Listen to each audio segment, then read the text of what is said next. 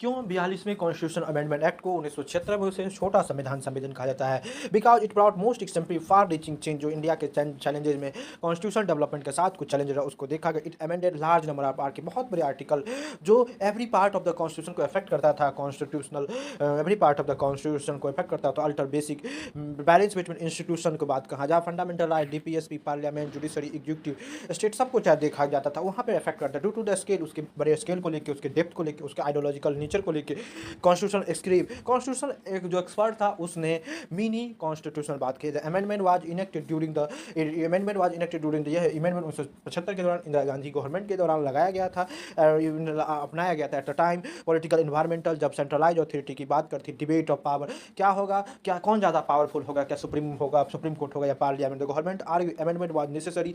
ये अमेंडमेंट बहुत बड़ा जरूरी था national unity social economic transformation जहाँ judicial officer welfare the critics view an attempt to centralise power ये सेंटर है। One of the most important reason behind the meaning constitution की बात करें 42वें अमेंडमेंट एक्ट तो प्रियम्बल के अमेंडमेंट के आर्टिकल की बात नो प्रीवियस अमेंडमेंट को check major feature of the amendment was preamble की बात करते हैं इसमें word secular socialist secular integrity word बात ऐड किया गया जो समाज में हिंदुस्तान को सोशलिस्ट के साथ समाधान में निरपेक्ष वाला देश बताया। After the preamble sovereign secular democratic word unity of integrity को ऐड किया गया चेंज आइडियोलॉजिकल नेचर को बताया गया। द मॉडिफिकेशन ऑफ किस तरीके से एक्स्ट्राऑर्डिनरी अचीवमेंट किया गया। Another major achievement relation between fundamental right और डीपीएसपी के बीच में क्या द अमेंडमेंट के prime directive principle over fundamental right उसने किस तरह का डायरेक्टिव प्रिंसिपल जो फंडामेंटल राइट के ओवर होगा and explain the directive principle को not challenge ground of the directive principle को नहीं चैलेंज किया जाता जब आर्टिकल 14 19 31 को वायलेट करे।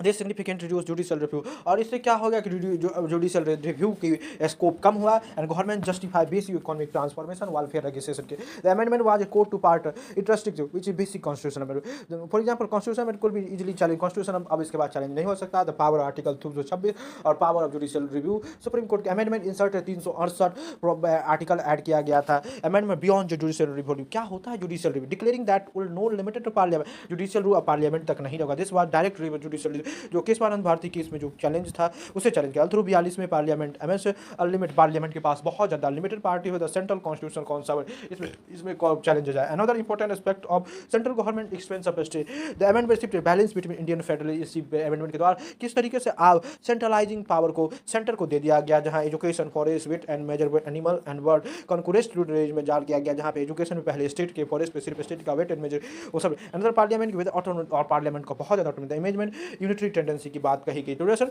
Like research the normal term Lok Sabha state legislature जो 5 ईयर से 6 ईयर डाल दिया दिस इमरजेंसी एरा जो स्टेबिलिटी कंटिन्यूटी की बात करता है। Amendment fundamental duty through part 4A 51 this